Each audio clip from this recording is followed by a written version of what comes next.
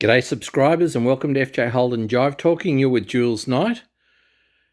We've got a little bit of good news to celebrate as far as I'm concerned. We've got the motor and gearbox out of the FJ Panel Wagon, and this poor old thing, she's like pretty much any of the nearly 170,000 FJ motors and 120,000 FX motors because they're old and grimy, and this one's obviously got a lot of rubbish around the timing seal at the front of the motor. It's full of grease. It's very dirty at the back. Gee whiz, I've got to say it was a bit of a, shall we say, drama to pull it out. But look, having said that, you know, this poor old car, it's really good to actually get it to this stage because I can actually see how good the engine bay is. The engine bay, believe it or not, first of all, it needs a bit of a vacuum because it's got so much crud and dust and grime and all sorts of things from a lot of storage along the apron panels. But probably more importantly, it needs a real stripping back of the paint and a clean and all those sorts of things before we get into it with the Dioxidine and Ferro-Pro and give it an undercoat, and the front suspension off to Russell. But look, it's not in bad condition. The apron panels are pretty good. Front suspension's pretty good.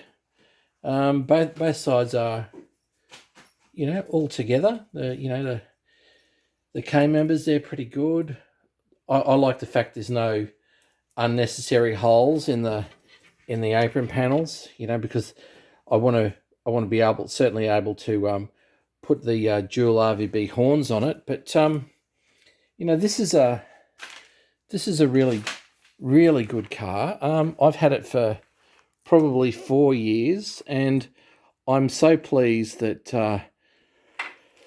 I got it. I was sort of thinking about this car when I had my my Mustang in at David Johnson's panel shop when we were shooting it in 2-pack. And as I just go inside, so I was thinking then, I've had a couple of panel vans, but what I really wanted to do was a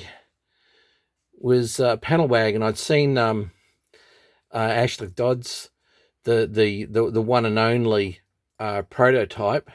So forget about, the stories you hear about there was 3 of them and there was 12 made and there was this and there was that. There was one made. They couldn't, shall we say,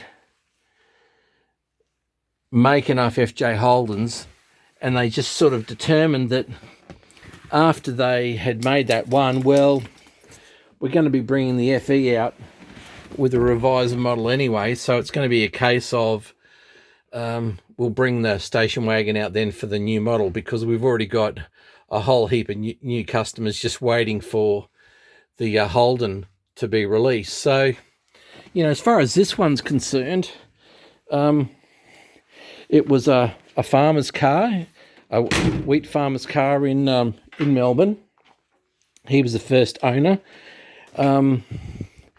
And then it was, it's pretty straight. And then it was bought by a policeman. I think Mark told me Mooney Pond sort of is of, comes to mind. But it's really nice and straight. And then the policeman, he sold it to Mark and Gillian in Melbourne, and Mark was I think he was a member and a committee member of the open wheelers. And I'll just get rid of that for you. That's the torch. You can see I've got rotten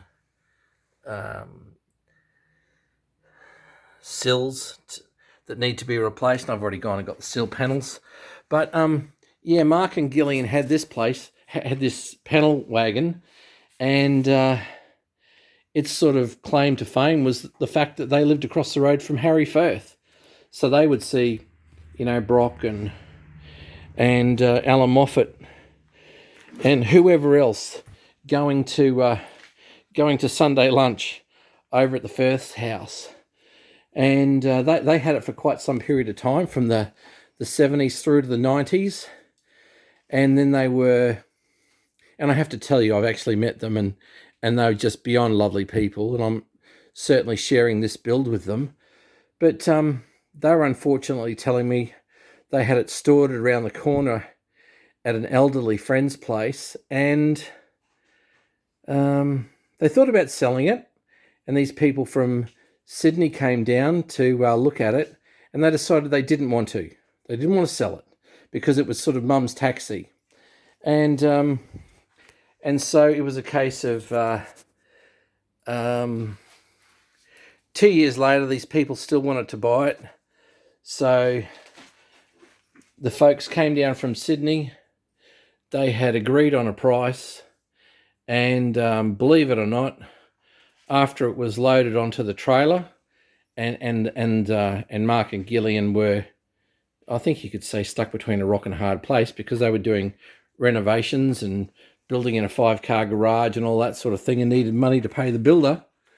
Well, after the buyers loaded it onto the trailer, it's gone to the point of payment, and then the buyers have said, oh, by the way, we want a 25% discount. So they've literally demanded taking 25% off the price.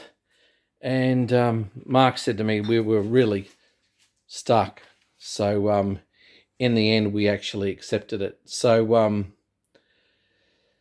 yeah, I felt very sorry for them when I heard that. And when I made contact with them to have a chat about the car, they actually thought I was the folks from Sydney rather than the people who'd in Brisbane who'd bought it from the Sydney folks.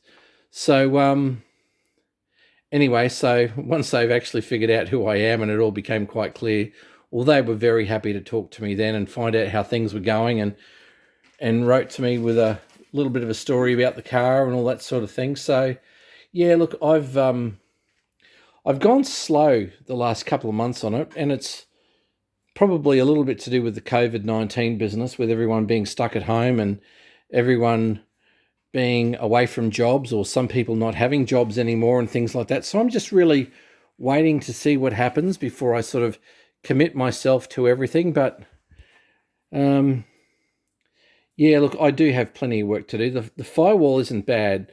So, I've got some holes to fix here. I've definitely got some work to do in this vicinity over here. There's a whole heap of rubbish off the firewall that's got to be removed from over there. And also a lot of bitumen that I've been chipping away at with the chisel over there. So definitely new wiring harness, because this poor old car, it looks like the wiring harness was done from the auto electrician at the Shell service station down on the corner. And also, I don't know what happened before Mark and Gillian got it, but gee whiz, I think it must have had a bit of a boom at the front. Not that the subframe's damaged or there's any dents to it, but there's a little bit, I can sort of see down here. You can see this isn't quite right here. So it looks like it's had an impact here. And here they've welded 2 bumper bars together, and this is where they're hiding it through the overrider there. So this car is, gee whiz, a little bit of this and that, because it's quite higgledy-piggledy how it's been put back together. But look, be that as it may, it's been stored dry. It does have a bit of rot underneath, so I've spent probably an hour over each of the last 2 weekends just having a good look around and just having a think about what there was and what needs to be done and so on. But look, nice old car. I'll be glad when we sort of get stuck into things, because it's nice and straight both sides. Nice and straight. Little bit of rust in the doors. The left-hand sill, not as bad as what the right-hand side is, but yeah, it's going to need some work. The inner sills probably 3/4 okay. But I will be using sedan sills, because I put sedan sills on a ute or a van because they're a lot longer. And so you've got more metal to play with. And I'll actually do a clip and show folks what I've done with what I did with my ute, and what I'm going to be doing with this car to get the door sills on. But anyway, that just gives you a quick hit with the FJ Holden panel wagon here at FJ Holden Jive Talking. So don't forget to share, like, and subscribe. But more importantly, enjoy your Holden.